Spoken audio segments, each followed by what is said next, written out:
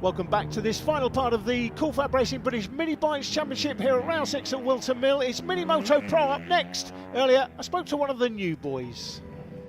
Rossi, you've been racing in the Mini Moto Championship. Mini Moto Pro you came straight into. You've been doing that for a couple of months now, but tell us where you started your biking experience first.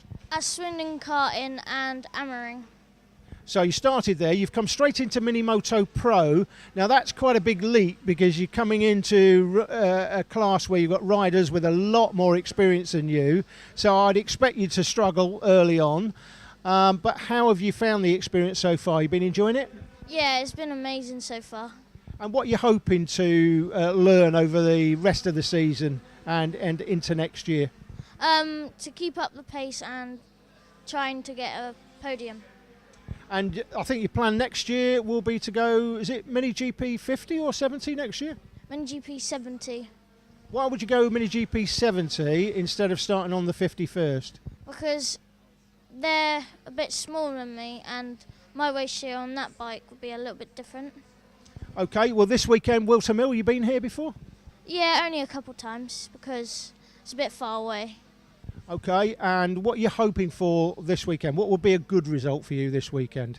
Top 10. Okay, well good luck. Thanks. Top 10, pretty ambitious in a field of this quality. I will say this, for all of the kids who are new to the championship like Rossi, it's okay going and practising at a karting centre. Scott Redding runs a great academy there for the young kids, teaching them how to ride, but there's no substitute, Jake, for racing. And the problem with that is you have to pretty much do it on the job here in the championship. So expect to see a lot of these riders new to the championship well down the field, maybe being lapped. That's just the nature of it. Here we go. Top 6 on the grid, Johnny Garnis and Ross Maguire on the front row from Ollie Walker and Eddie O'Shea, Josh Bannister and Charlie Tilley. Here we go, good start from Garnis, cracking getaway from Eddie O'Shea. Ross Maguire's almost being left behind there, drops to 4th position. I think that's Charlie Tilley that's come through to 3rd position. Eddie O'Shea, 2nd position, giving chase to Johnny Garnis from pole position as they run to Christmas for the first time. Textbook getaway for Garnis. Work to do for Maguire, but they all work their way through. Clean start and an absolutely cracking battle in the offing. Yeah, Maguire had a poor start by his standards, and so did Ollie Walker. Walker looking down the inside and gets it done. So Walker back through to 4th place. Charlie Tilley there in 3rd, got an absolutely cracking start on the 95 bike. 3rd on track, he's 19th in the championship. He'll be having a nosebleed, he's that far up the field here. Well, I have to say, Charlie Tilley is one of those riders who we think are going to be a little bit like Rossi Bannon. Now, Rossi, of course, has made the transition from karting to motorbikes, as several riders do.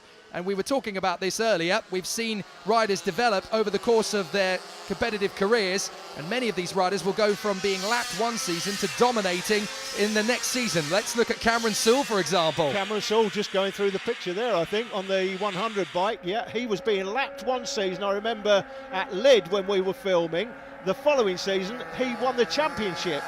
So many riders will obviously learn their craft by racing, and Rossi Bannon, who we heard from earlier, one of them, doing a good job, I have to say, making his way, picking off a couple of bikes as he goes through in the opening stages, in the battles there as well. Garnis is your leader, O'Shea 2nd from Tilley and Walker, battling away over 3rd position. That is Mason Foster having worked his way into 5th position. So Ross Maguire down to 6th, battling with Josh Bannister. 8th position, well, it's a black bike with black numbers on it. That's not the smartest choice, I have to say. I think that's James Cook. Adam Cook, take notice. Black numbers on a black bike, never good for the commentators. Thank you. That's Ross Maguire picked out there in 6th place, 2nd in the championship. Right, let's look back beyond the black machine of James Cook, we think, anyway. Taylor Stewart Campbell is next, then Dylan Mellor. Then it's Hitchcock, so Ryan Hitchcock has worked his way forward in front of Jimmy Parker. And then we've got Owen Mellor, Troy Jeffrey, and the man we were talking about earlier, lapped one season, dominant the next, Cameron Sewell. Hang on a minute, that's the Terminator in 3rd position. Ollie Walker has obviously made the move there on our former 3rd place man, Charlie Tilley, up at Oblivion. So he obviously dived down the inside, flat on the throttle, and made the move into 3rd position. Good work. Mason Foster in 5th position is the next man to try it. But what a move there from the Terminator. Yeah, looks like he made that move through turn 1, we think. So up to 3rd place for Ollie Walker. And he's pulled a good gap. He's chasing 2nd now. Up towards the toe. He's chasing down there on the 2nd place man. O'Shea. it's Tilly out. No, poor Charlie Tilley. Oh, look, he's punching the Sickener. bike. What is the matter with you? Poor Charlie Tilley. Sickener. He's doing so well this weekend as well. But again, Jake, got to take the positives out of it. It was going well. He knows that. It's not his fault. No, indeed. Not his fault at all. His riding has been exceptional this weekend. Look how close Ollie Walker is getting to Eddie O'Shea in second position. He is absolutely on the charge here for second place. But absolutely right, a howler for Charlie Tilley. His riding cannot be questioned. He's absolutely been on a march today. And it's a real shame to see him pulling off to the side of the circuit with something he cannot help. So let's look at this battle again then. Garnis is pulling away out in front. Ollie Walker definitely now starting to gain inroads into O'Shea as they go down the back straight. Ollie Walker definitely threatening for second position now. Here comes Josh Bannister up the inside of Ross Maguire. No, you don't. Very convincing move there from Maguire. What do you think? My eyes are painted on. You're not getting through that gap. Well, Josh Bannister actually was in front there, but Maguire just came straight across and chopped his nose off. And Bannister had to drop out of it. Magnificent battle here in the entire field, actually. We look all the way through the grid and there's still some great battles. Walker making the bid for second. He's going to do that, surely.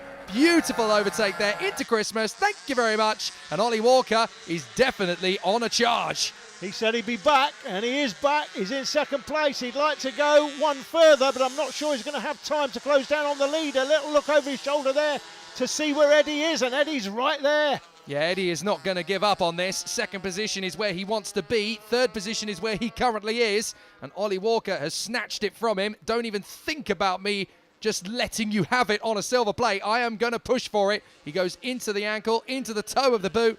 And they're working very hard indeed to close down on the leader as well. Look at this fourth position squabble, though.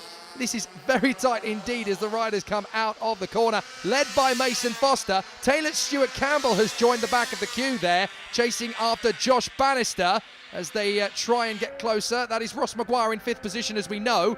Mason Foster leads the way in that battle for fourth place. Then it is Maguire, then Bannister, and then Taylor Stewart Campbell, who of course is the brother of Bailey.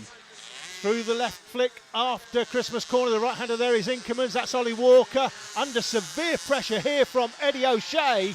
The one thing we know about Eddie is he's a hard charger. He's not going to give up this second place easily. Bannister's going for Maguire. Maguire resists again as they go through Parker that time. Bannister definitely getting racy on the back of Maguire. But I think Ross has realised, right, I need to make a move here on the fourth place man, Mason Foster. I need to do something about it. Otherwise, I'm going to lose fifth place to Josh Bannister. This is a cracking battle for fourth position behind our squabble for second. Walker and O'Shea in second and third. But these guys having a great run as Maguire, look, he gets a great exit out of the corner to close up on Mason Foster. It's Foster, Maguire, Bannister and Stuart Campbell with the 8th position scrap still going on there, led I believe by James Cook.